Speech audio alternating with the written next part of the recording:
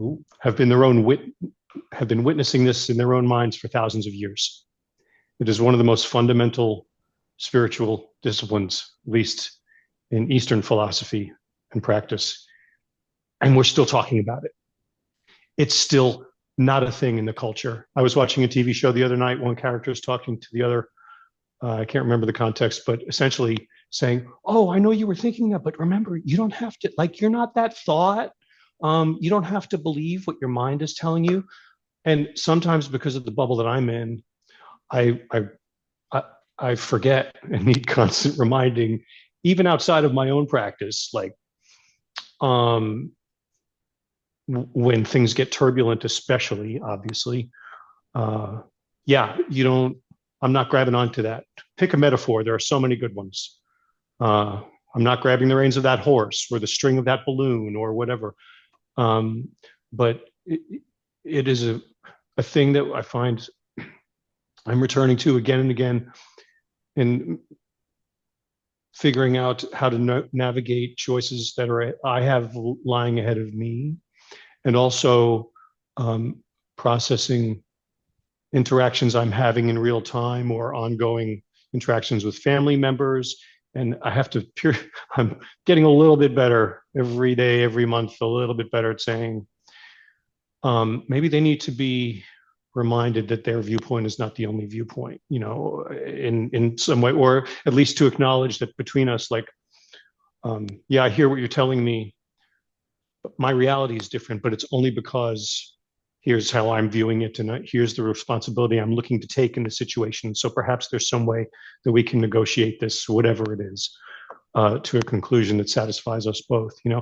Anyway, it's just what I'm struck again and again and again by that, how we humans have been talking about this for so long, and yet we still, as a culture, don't get it.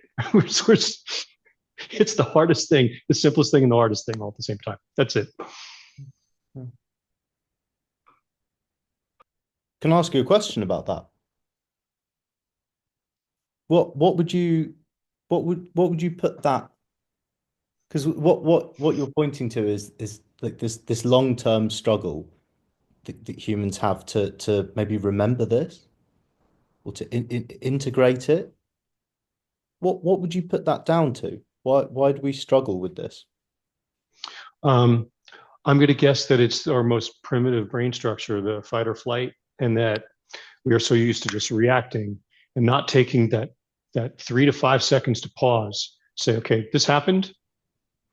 Um, uh, I know it well. I'm still as guilty of it as anybody. Um, but that lizard brain, as we say, is so powerful, and in this time that we're living through, everyone in the Western world, certainly, and I'm sure around everywhere, but these moments that we are living through, these political and cultural moments we're living through, it's like our culture is one raw exposed nerve that just keeps getting poked and poked by news media, social media, and so and we there's competition for our attention, for our eyeballs, for our engagement on social platforms. So I think it's hard enough on as it is, but I think we actually have to go into more of a counter position now, and we have to try even harder because of what's coming at us and what's being portrayed as reality, which Mm. everyone what we've learned in the last certainly in the last few years, but in the last 15, 20 years, is that everyone has their own reality and they are often in conflict. And so I don't know if that answers your question, Will, but if I were to point to one thing, that's the best I can come up with. Mm. I love that. Yeah. I think we're so stimulated all the time, from every angle. And I was just having a quick flick through the pages. I can't. Um, yes, here it is. It is the clear mind that enjoys a life that's out beyond good. And this is pointed to everywhere, as you were saying, Eastern philosophy. It's even pointed to in Star Wars. All of the Jedi stuff, it's all taken from ancient Eastern philosophy. Um, this idea that it's stillness and clarity of mind. Um, I And can think, I add, Will? Oh, I'm sorry. I'm yeah, sorry. yeah, yeah, please do. You're absolutely right. And it's also something that we have to take responsibility for and curate in our own life, whatever that means, whatever that looks like. We have to actively do that because it's not going to just happen. Still clear minds are not going to just happen. So for me, I am deliberately pulling down my bubble right now and filtering anything that comes into my world because there's only so much I can handle at one time. And at least I know myself that well to say, no, the important stuff will find me. There's nothing I can do about it. There's no change I can affect. Uh, as far as that's concerned. But it has to be a result of our deliberate action to protect ourselves and nurture ourselves is a better word. No, I think nurture is the perfect word there, isn't it? It is absolutely, yeah.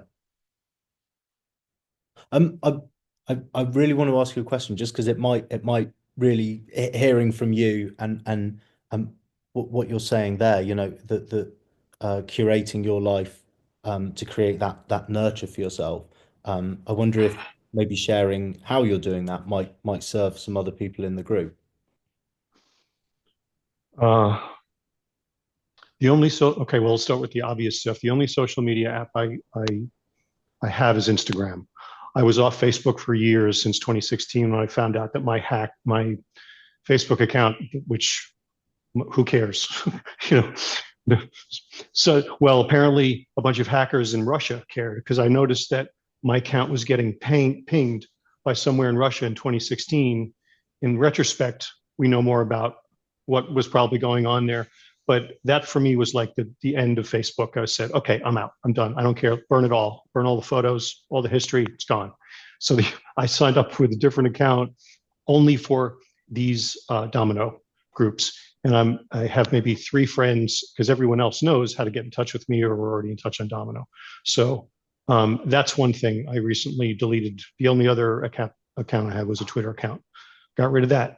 I avoid all contact with cable news in public and in private, certainly in private. And I think I have to make a decision at the beginning of every day, like what am I going to let in through my filter? What am I going to let into my bubble and share the space with me today? Again, some things are going to find me.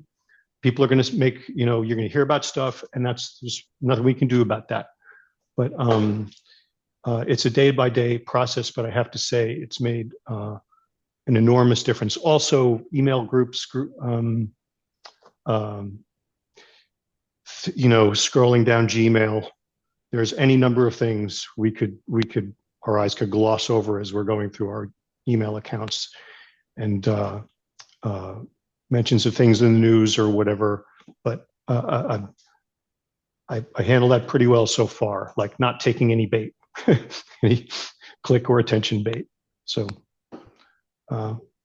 daily making the choice. I love that, and that has just got me thinking. You'll often hear, and maybe this exists more in the victim thinking side of it.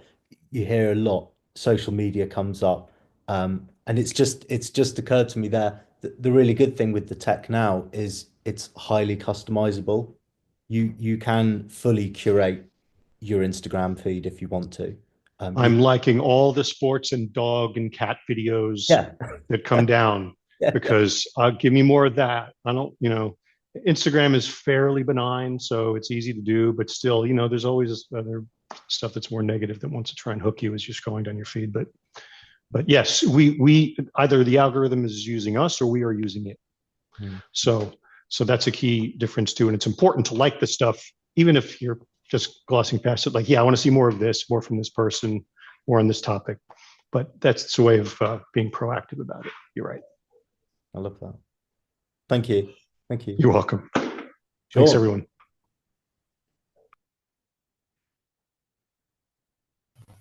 Hello, sir. Oh, I'll lower my hand as well. Can you hear me? Am I? Yeah. think it's doing the Dalek thing again. Oh, is it doing the Dalek? Right here. Let me become a Cyberman for 2 seconds. See if it... Am I non-Dalek now? Yes. I am the 16th Doctor.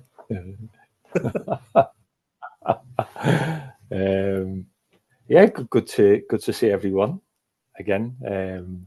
It's been a while, and it's interesting with the stuff that Chris was just mentioning then,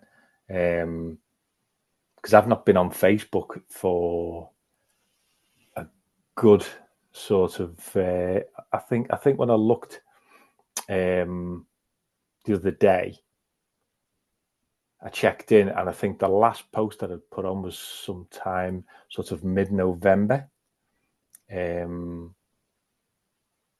that was kind of a bit of an interesting situation, kind of personally business orientated. That kind of the back end of last year was kind of quite challenging for me. I know that we've had a conversation, Will, sort of towards the end of the year anyway. But for those sort of groovers in the Domino group, you probably noticed that I drifted off towards the back end of the year. And it actually fits in perfectly with this, really kind of buying into that victim mindset that became really deeply entrenched around sort of creating my business and sort of developing that. And interesting that Chris mentions the Facebook algorithm, because I was raging at it sort of over the holidays. I had a F you Facebook kind of moment, mainly because and this is kind of proof for me of that algorithm and how it can kind of feed into the stories that we spin for ourselves. Because I went on my birthday to kind of just see what was going on and what have you, and I didn't have one single birthday message on Facebook, which was really interesting, because the year before, when I was posting regularly, I had a ton of them, and I was just like, right, I find that really fascinating. So for me, it was like, the algorithm isn't sort of pushing me out to people, isn't letting people kind of know, type thing. So that was more kind of, doing the young ones to to Facebook in that sense, But interestingly enough, following that route, it was something that it was talking about in the book, about how deep-rooted societal conditioning is, and how we have those stories of believing those victim thoughts, and interestingly, that the conversation around understanding that it's our thoughts that's producing our choices and our realities and our interpretation of what we see as true. And I think it was in one of the chapters there where Amanda's like, well, I get it intellectually, but I don't get it here. And Steve's like, well, you don't get it intellectually then, because if you did, you'd understand that actually you're looking in the wrong direction, type thing. And I was like, yeah.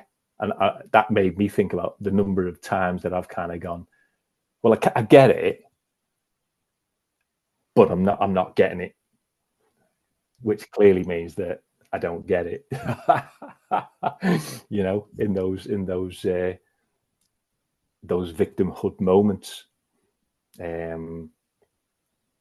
and how easily it is to slip into those. The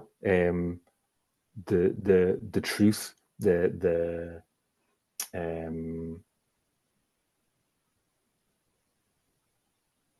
kind of justification of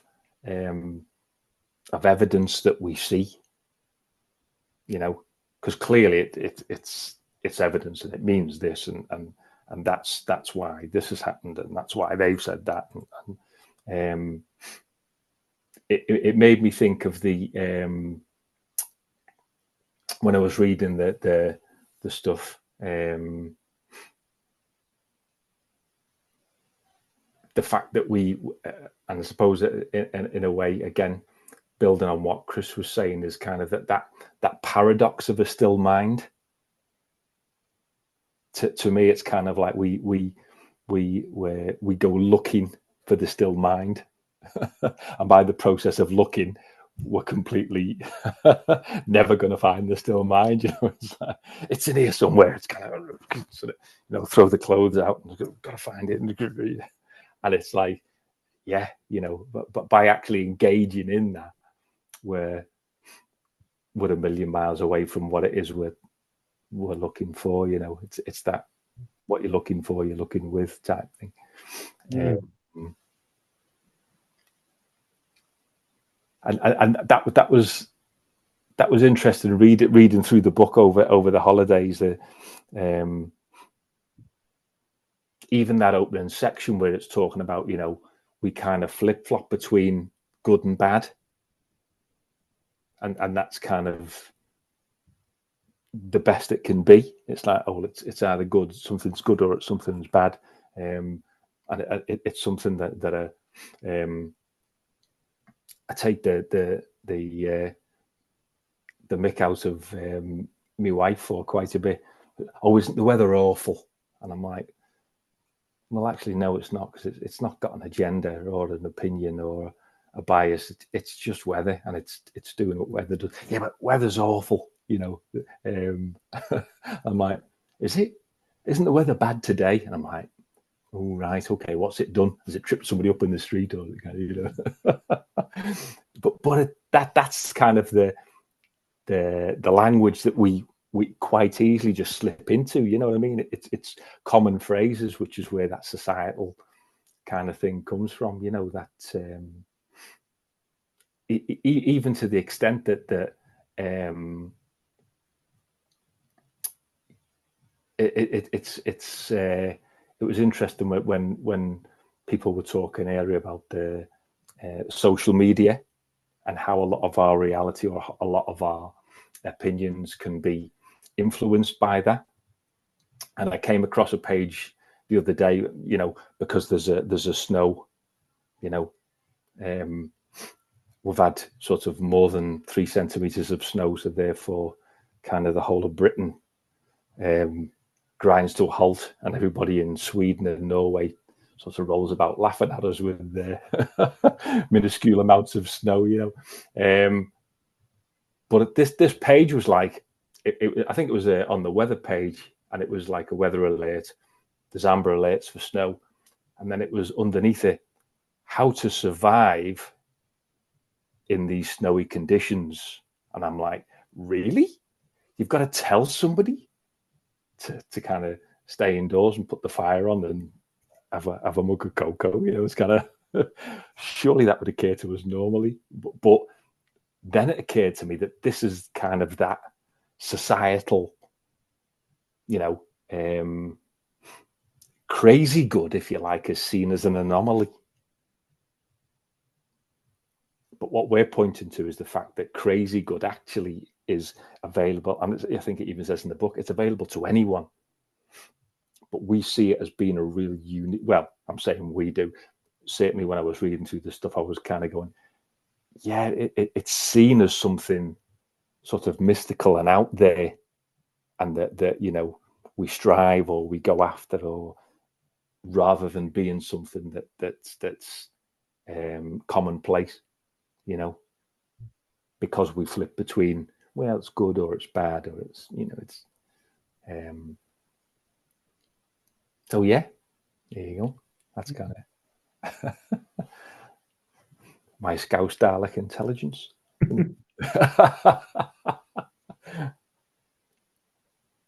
Yeah, you've got me thinking there about all the common phrases that you hear, and it is always in the throwaway comments that seem completely harmless, Mm. but they're just in the common language, and you use them all the time. Um, I catch myself. One of my biggest ones. Oh, it's just one of those things. Just one of those things. I don't even know what that means. Like, there's just a series of noises that I make when I can't think of anything else to say, or when someone says, "Oh, it's just one of those things." And it's like, well, that actually it's probably been created, and there's probably a series of choices that, and you can trace back. Um, oh, you see it a lot in musicians. Something will happen on a gig. It's like, well, these things happen. It's like, no, there's some choices that have been made. You've made some decisions, and this is the culmination of a thing.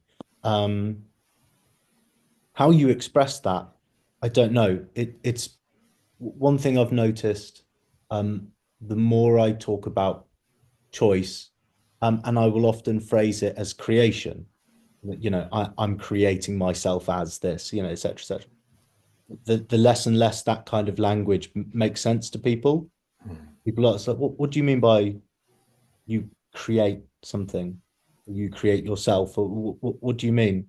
And I expect it's like it's the series of choices. And you're absolutely right what he says, that this is available to everyone.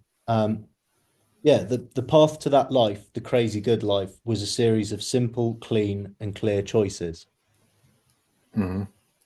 that is created. Um, and again, that just makes me think of what you were pointing to, Chris. So curating, and this doesn't just happen. It's deliberate. It's intentional. It's created, and it's practiced. It doesn't just happen. Um, there was something else you said, Sean, but I've lost myself, and I can't remember what it was. But hopefully it will come back. But thank you very much for sharing, No, thank you. Yeah. Elizabeth.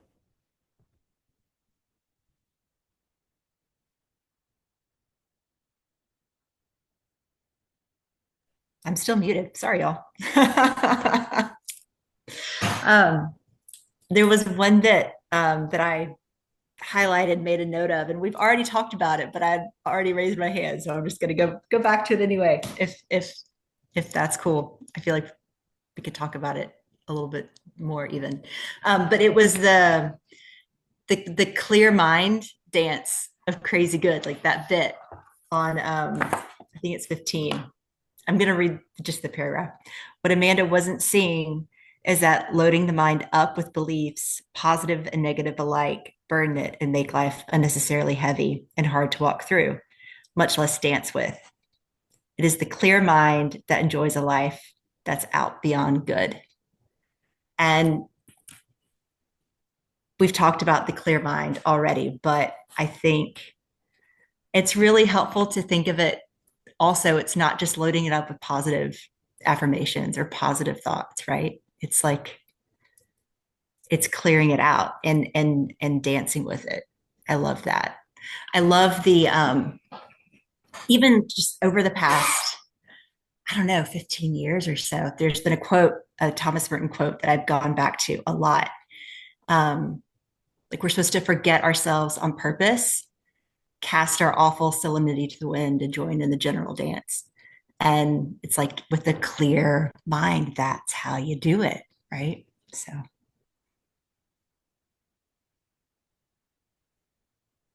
You've just reminded me of the thing Sean said, because you've both pointed at this thing. Um, it's a subtractive process. It's not a process of adding on. It's right. it's taking away. Like you were saying, Sean, it's like as soon as you're trying to have a clear mind, you're already thinking, okay, calm down, clear. Well, thoughts are already happening. And then very quickly you get frustrated, and then more thoughts are happening, and it becomes what I call the thought pancake. You've just got thought on thought on thought on thought on thought. And you're trying to think your way out of a situation. or whatever thing you're in. Um, but it's subtractive. It's not adding on. And I think that quote that you've just shared, Elizabeth, points exactly to that. Because I think in that bit, Amanda's talking about it's about money, isn't it? And she's Yeah, yeah, got yeah. a lot of negative thinking around money, and then something it's like, so I should replace that with positive thinking about money. And I think Steve is like pointing at like, actually, you don't have to think. Um, that that bit is optional. There's a choice behind even that. Um, and I think that was around for a while, the positive thinking kind of thing. And I don't see it talked about a lot nowadays. Or maybe it's now I'm in circles with you guys, and maybe we don't talk about that stuff because it's adding more thinking to thinking, trying to fight fire with fire. Right. Yeah. What what how do I put this into words? Why did that particular quote resonate with you? Is there anything that you recognize in yourself? Yeah, for sure. I feel like something that I've been kind of meditating on for the past couple months at this point has been around like cleaning out my heart. And when I read that, it just seemed so connected to that, right? Because it is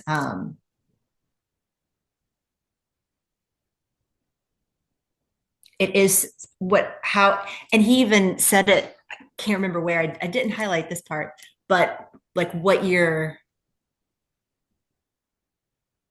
thinking is how you feel, or maybe it's the opposite. What you're feeling is how you. Anyway, it's very connected, right? The head, the mind, heart connection and alignment there. So that's just something that I've been marinating with a lot, and um, yeah, and I like how you phrased it as a subtractive process. It's not like a framework to add or thoughts or a formula to follow or a thing to like do and work your way through, to think your way out of, or to feel your way out of, to feel positive, right? Um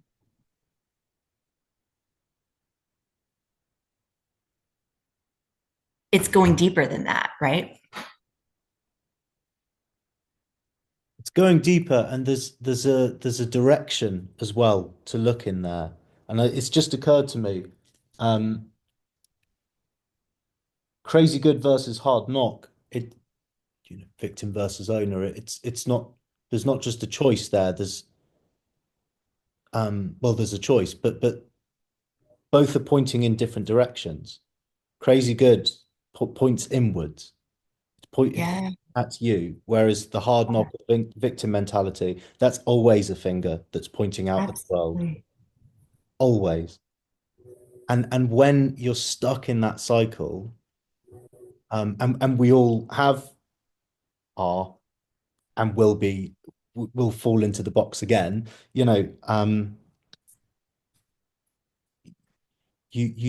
can't see that it's a subtractive process because you're looking in the wrong direction. I hope that makes sense. Um, Totally fresh thought. I haven't thought it fully through, but yeah, there's two directions there to look in.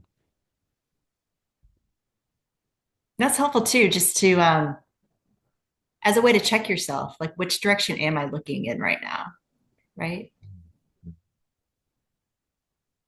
I love I don't know who came up with this or who first introduced me to this. Whenever you point the finger at someone else, there's three fingers pointing back at you. and that is always stuck in my mind. It's difficult, I think, when emotions are high, if we're in a rage about something, it's sometimes hard in the moment, but on reflection, or there's times where you do catch yourself in the act, it's like, oh, there's more fingers pointing at me here. Maybe I need to turn around and have a look in this direction.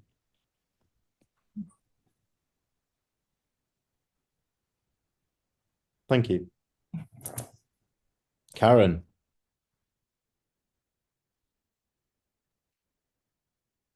Well, my hand went down and I didn't want it to, but it's quite good that it went down when it did, because it makes more sense logically.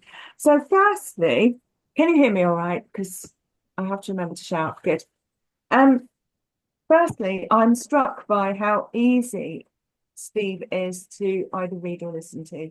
Very simple language, and you can whiz through it really quickly. And there's so much in every single sentence that we could just take one sentence and analyze it for absolutely ages. It's a bit like, when you're reading poetry and there's metaphor and allusion in there, and there's a whole story of something else in that line. Like there's a few lines in here that goes, if only she realized that her thoughts were like clouds scudding across the sky. That's just, that's all of the three prefix just over there. That's done in one line. So we don't want to miss those little golden nuggets that he's got there just because it's simple language and he flies past them. I was struck by right at the beginning it said it's the road less traveled. Mm.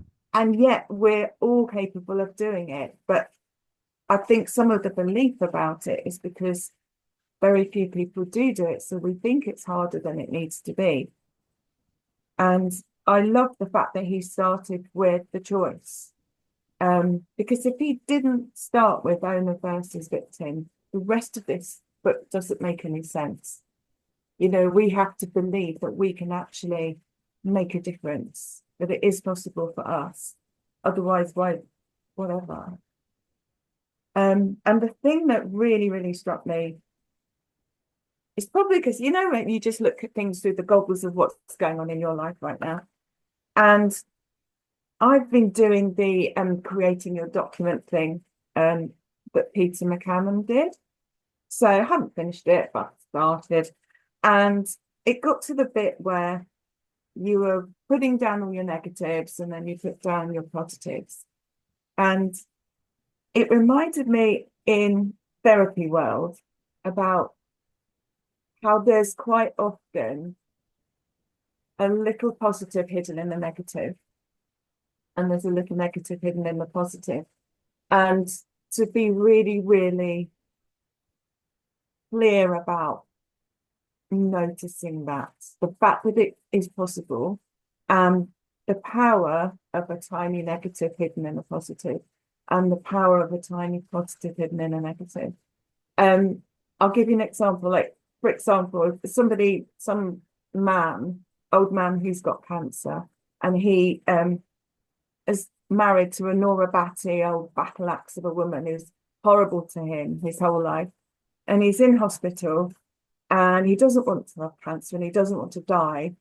But his wife has never been kinder to him, and the nurse makes him a cup of tea every morning. And there's that little bit of him that doesn't want to get better just because of that.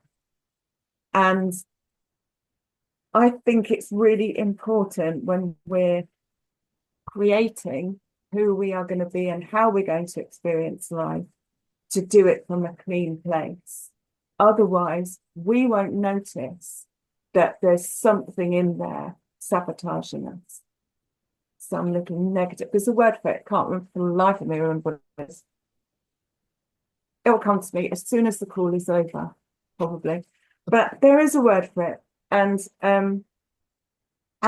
he's alluding to that here when he said, what if she simply had no beliefs about money, unburdened by belief, could just let money flow in and out? The repression of negative affirms the negative. So like if we're going to say I am, you know, oh gosh, you know what can I put in my document? I am a great cook, which is a lie, because I'm not, you know, I am not at one with the kitchen. I could say I'm a great cook all I like, and that will not make it true until I really, really deeply believe that I have the power to change myself into a great cook, to show up as a great cook and do the things that great cooks do. And until I genuinely believe that, I'm just highlighting the fact that I'm not a great cook. So I think the energy that is important. And when he's saying about the clear mind, and you know, in Domino a lot recently, we've been talking about slowing down, and just like Chris said about the lizard brain, you know, that's the one that's trying to run the show, keep us alive, keep us alive. You know, ultimately we're always fighting that. It's our ego at work and everything, and we can't live without them. We need them to survive, and we can remember there's a choice to not jump on the first bus or the first thought, and that we can slow down. And that's when the clarity and the default state of calm and subtraction and everything can come in at that point. So yeah, that's what I wanted to say about the energy, because I think it could be a little trap that people don't notice if they're, you know, and I think that's something why positive psychology, it's got its limitations as well. And that's a bit of a damning statement. I don't mean it generally. It's a big field. But a lot of people will think just by having positive affirmations and that will make things right. Well, not if there's a hidden negative in there.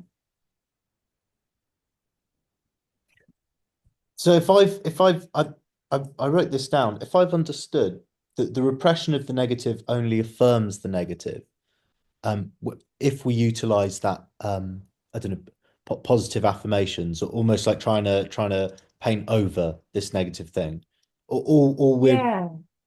am I right in saying all we're really doing is affirming that negative? If there's a potential to do it, isn't there? Like if you're having to paint over it, then you're very aware that it's there.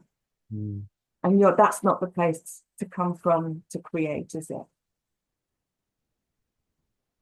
You're more likely to be creating in the light of that negative rather than in the freedom of having no opinion on it one way or the other. If you could realize that your thoughts are just thinking, you know, Rene Descartes said, I think, therefore I am. We can't not think. We're alive. We will keep thinking, but we don't have to take our every single thought that seriously. That's the choice. Mm.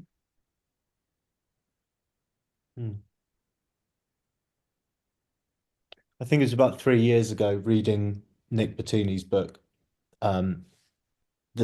He puts it very simply, very on like page 2 or something. You are not your thoughts, and I didn't get it at all at that point. That was a really, really new idea.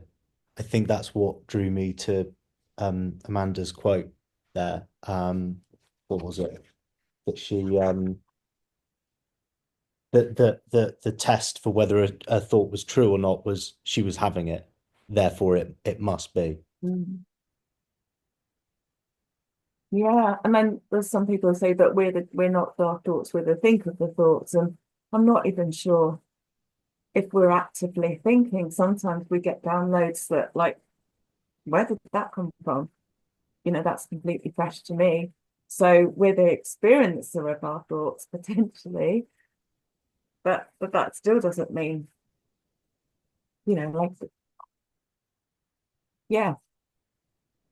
And then that goes on to like words, doesn't it? And the power of words, and words being magic and speaking things into existence and all of them. Yeah. This has reminded me of I think probably the strangest conversation I had over Christmas with my dad. And it very much came out of the blue. I think he just starts talking about intrusive thoughts, I've borrowed your term downloads. Could you actually quickly just explain for the group what you mean by that? Because I think it's brilliant. Oh, well, I think it's just like inspiration or flashes of insight, something where it's beyond what we know, and all of a sudden we get, it could be information that we wouldn't have been privy to, like, and we just get a sense of something like, don't go down that road tonight, go another way. Well, I always go that way. I don't know why, but I'm going this way. Or just information that we seems to come from a higher power, or that's how I would put it. Like, I think it's available all the time. I find that when I listen to it, I get better results than when I don't, when I try and do something in my own power. Yeah. So I mean, people would call it like the intelligent energy behind life. I'd call it God. People call it wisdom, intuition, inspiration, muse, whatever. There's stuff that comes in that we don't know where it comes from. And it can have two kinds of flavors. There's the good flavor and the bad flavor, and the good flavor is a very still knowing in your knower. You can trust it. You just know in your knower. And the busy, fast, frantic one is normally the doubt to doubt. Yeah. I think you're so right with that. And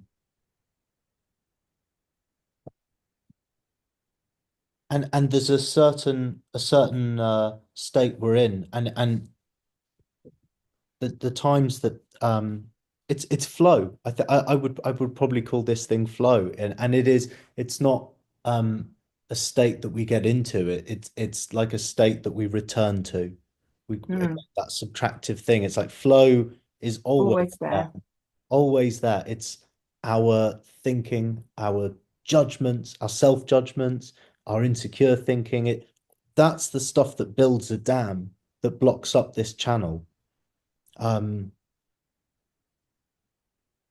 I see this play out in coaching calls with clients. The calls where I'm the most still, the calmest, I get these downloads. I'll be listening, and then it's like a red light. It's like someone will say something. It's like that.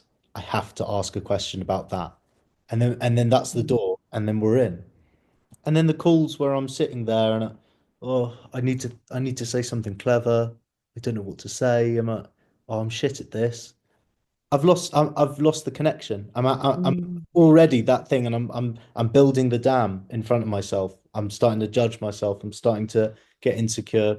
There's almost a bit of victim stuff there, getting a bit soppy. It's not very good at this, you know. And then yeah, out of the flow. Um, so there's the really good download, and then there's like intrusive thinking, which was this conversation over Christmas. It's just out of nowhere. My dad said, "Do you get intrusive thoughts, Will?" I was like, yeah. They're horrific." And he's like, "Oh, really?" He's like, I've needed to talk to someone about this." So I think this is something that's really affecting him. He just goes off. It's like, the classic stuff. Like, I'll be walking, bus stop, and like, could I just, what would it be like if I just pushed someone in the road? And he's like, and I feel awful. I feel terrible. He's like, well, it must mean that I'm a bad person somewhere. And we ended up in this massive philosophical conversation. I had no idea my dad had been carrying that around his whole life. 66 years old, I think. And he was distressed. He's like, where does it come from? It must be that we all carry evil, and he was making it mean so much about him. And it was a great conversation. I really got to know him on a really a much deeper level there, which was really nice. Um, I don't know how much he'll have taken away. My sister and I both, we were like, yeah, we have that. And he was like, so it must be us three. It's like, it's not us Oh, three, it's all of us. But yeah, re really entrenched, like, no, this, I am my thinking, and my thinking is me, and it means something.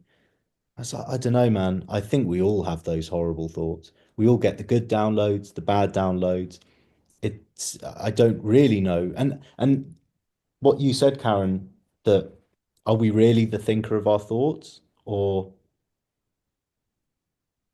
is there something, some intelligence behind all of this? Because there seem to be patterns of thinking and different types of thoughts that are just inherent. We all mm, experience the phenomenon of intrusive thinking. Um, yeah, yeah, it was just fascinating to watch my dad be like really convinced that it was him, that it was a him problem. mm. Thinking how many people are doing that, making a story up. Chris. Briefly, the word that was flashing in white before my eyes during that last conversational thread about thinking thoughts was propaganda. Because regardless of whether you have a grasp of the thinker versus the thought, the self versus the mind, however whatever framework you define that is helpful. This is certainly helpful.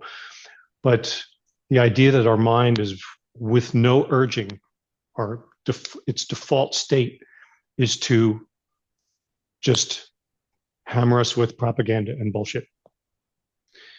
And by subtracting and not trying to, like you were talking about that stack of pancakes, Will, just like building thought upon thought upon thought upon, taking things away, creating space, the most basic breath work.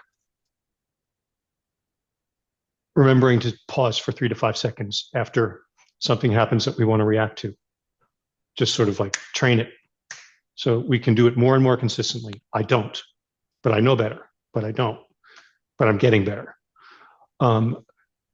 That to me is when I heard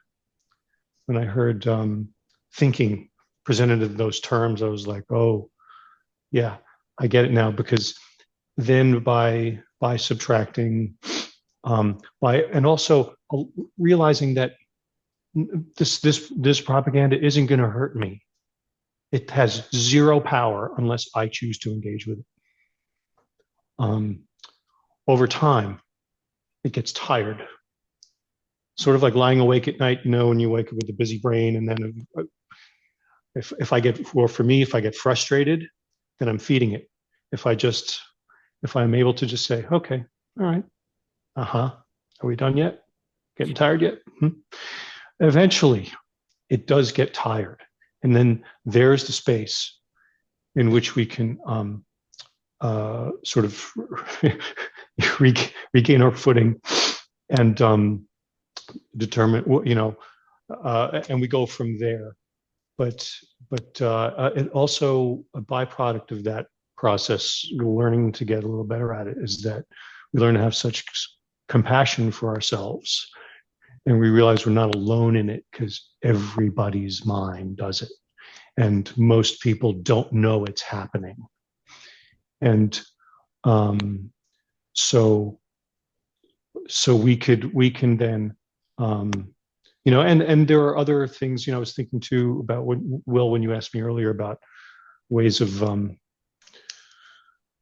setting the stage, as it were, for more peaceful, reflective space. And for me, that's come down to like starting the mornings very quietly and very slowly, with a fire app or music or whatever's going to just create space around this first 15, anywhere from 15 minutes to 2 hours of the day sometimes, and then move forward, and try to tap into that flow and ride it for the rest of the day.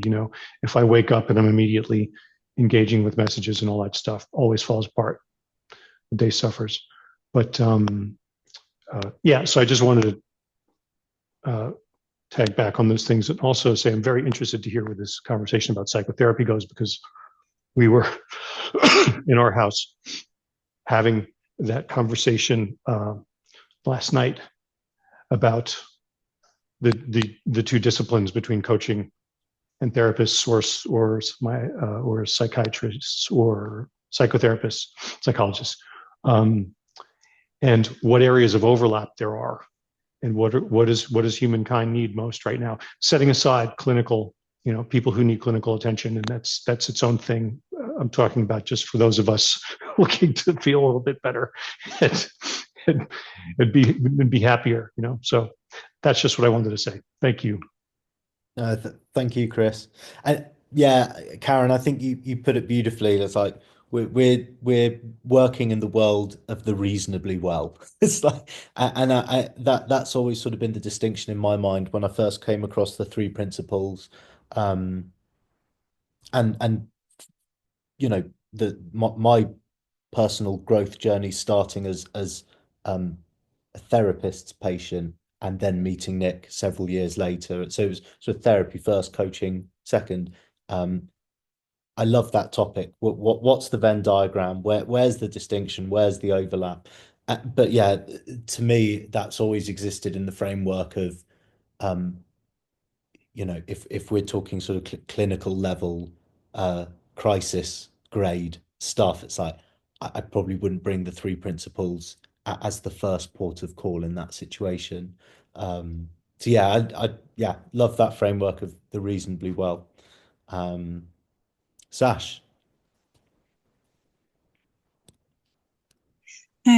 Yeah, so I'm going back a couple of steps, but something that came up when you were speaking, Karen, about the kind of negative, positive, and kind of neutralizing thought, and something came up for me is that how that translates to the practical experience of, we have that kind of yo-yo effect in our minds of negative, positive, and trying to neutralize, but I'm intrigued to kind of explore how that translate to the human experience. So what you said about, being able to cook or not being able to cook kind of sparks something of, we all have that human experience of dancing, creating, cooking, all of us can make a meal, but we have kind of told ourselves that we have to be good to be able to do it. You say, oh, I can't dance, therefore I shouldn't. Oh, I can't draw, therefore I shouldn't. When really it's just a human experience. And I think it's really interesting, how those thoughts, negative and positive, in your brain and in your mind can then translate to that practical human experience, and kind of stopping us from being able to enjoy moving our bodies, or, just making a meal. That's something that's quite instinctual, when really it's kind of, being stopped, or kind of, that feeling that we have to be good at something to be able to enjoy it. I love that. That's awesome. And there are so many beautiful variations on that theme. I've worked with a drummer for years, love him to bits, but man, he does not see the value in playing music for fun. He doesn't leave the house unless he's being paid. But I see it like eats him up from the inside, because we go and do these paid gigs and all he does is moan. So I'm like, well, this formula's not working either. You know, I love that. Thank you. Sean. Yeah,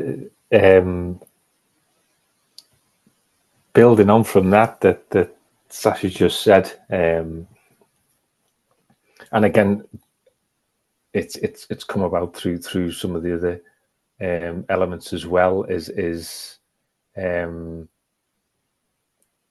made me think of children cooking. So when kids are making something, it doesn't matter. They're not bothered about how it turns out. They're just so invested in it, and it's going to be ace. And it's like, let's put a bit of that in it, and let's put some of this in it, and it's like, let's give it that color and mix this here in it. And it's that. And the word that keeps coming back to me from that is this idea of play. I'm quite aware that when I'm in that playful state is generally when I'm in touch with the intuition that Karen mentioned before, you know, the downloads and the kind of, because everything is just like it just is, you know, you can just kind of, you can enjoy the shit out of stuff, you know. Whereas when I get into me adult brain and start trying to figure things out and make sure it's right, or it's done in the correct way, or it's you know, it is of value, that's when things start to kind of go downhill, and then I get quite frustrated, because I want to be having fun and I want to be enjoying it. And, you know, I suppose it's that sticking with the cooking thing. It's like, you know, it's like a chef making something and going, you know, why aren't I enjoying this? And even your drumming, mate, it's kind of, you know, we get involved in those kinds of pursuits, and I suppose coming or experience from the sporting world, a lot of people get involved in sports and playing sports because they just really love doing it, you know, as young children. And then at some point, if they get really good at it, it's like, well, you've got to start taking it seriously now. And it's like, really? You know, I can't think of anything worse. It's like, but of course, then it becomes, oh no, it's got to look like this, and it's got to be, and it's got to, and it just jars the energy behind it, you know. And I made a note before about the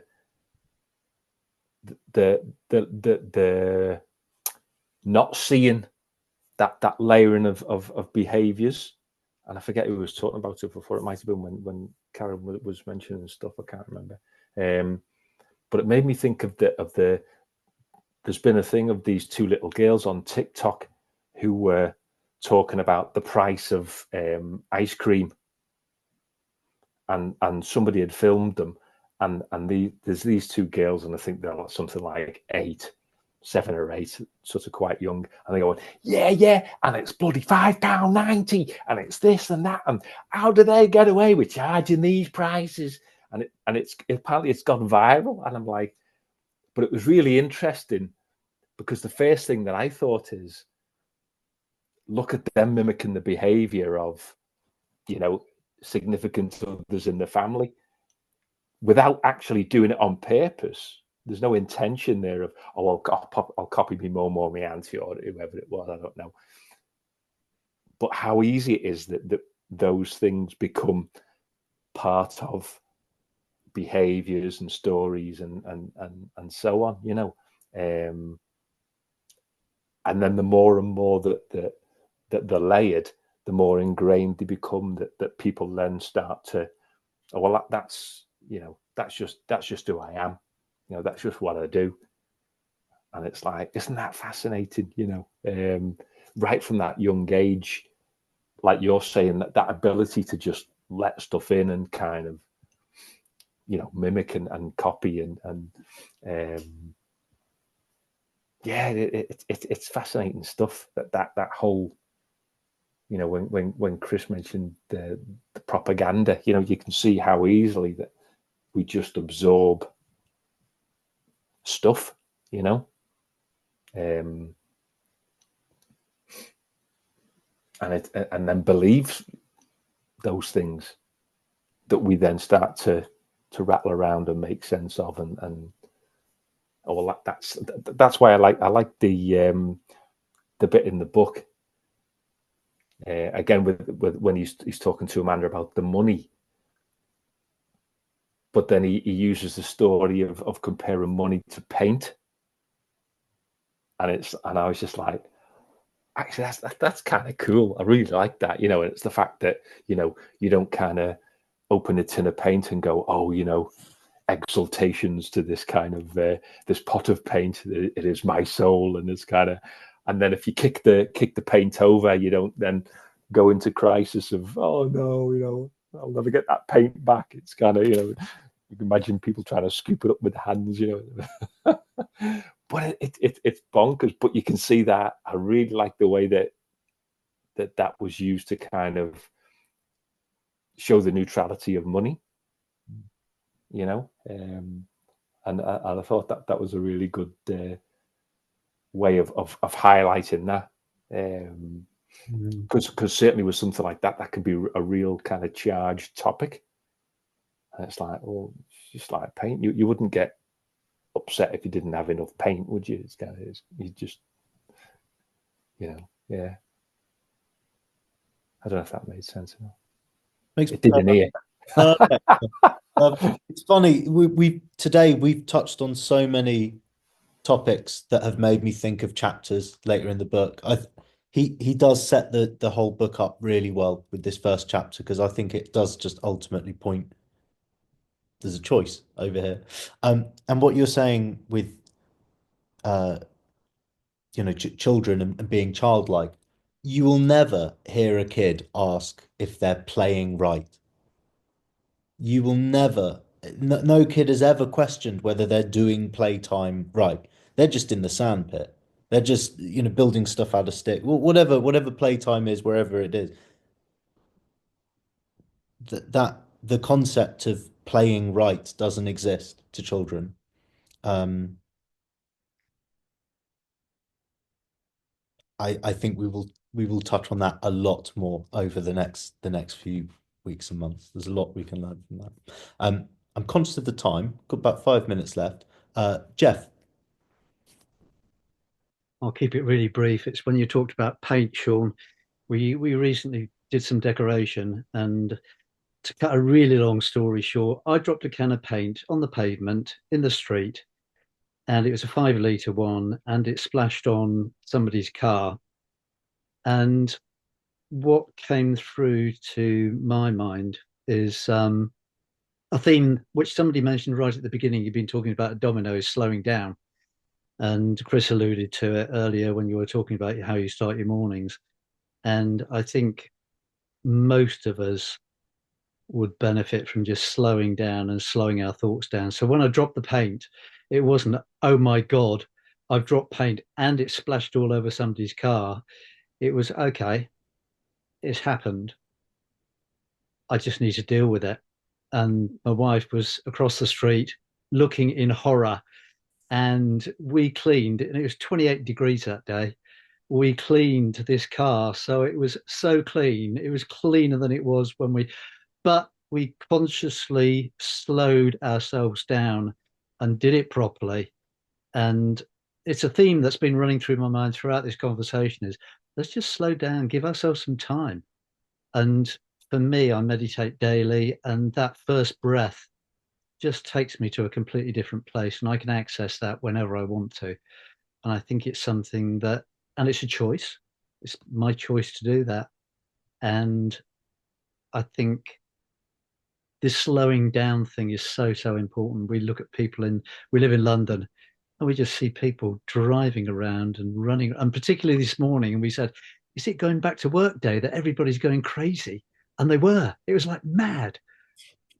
So yeah, it's just something that's been running as I've been listening to everybody. It's been interesting, and it's just that theme for me is let's just slow down a little bit. And yeah, thanks, Will.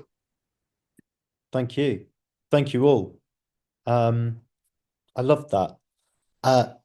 Quick housekeeping. I pressed record a bit late. I think there's maybe the first 3 minutes. It was actually, Chris, when you said the word housekeeping, I went, I hadn't clicked record. Also, yeah, I realized that I may have communicated the word chapter instead of choice. So apologies if there's been a miscommunication there. To clarify, we're looking at sort of going through a choice a week, and within each of those choices, there's sort of five not five, a number of mini chapters. Classic Steve Chandler. Some of the choices are 3 pages. Some of the choices are 10 or 12. For the longer choices, we might spend a couple of weeks, maybe 3 weeks if it's one of the longer ones. If it's one of the really short ones, this was a relatively short one. I think we can come in and do a week. So yeah, thank you very much. What I'll do, I'll start to post these up, and I won't make them public just yet. I'll start to put together a private playlist, and then we can all, just double check we're all happy with everything, going out there. That can be an ongoing agreement that we can keep an eye on, because obviously this is also a space where we're sharing. So maybe it occurred to me today, maybe it'll be a good thing where I won't just upload straight away. There'll be an opportunity for some agreements and a conversation about that as well. How does that sound? Brilliant. All right. Is there any more that wants to be spoken?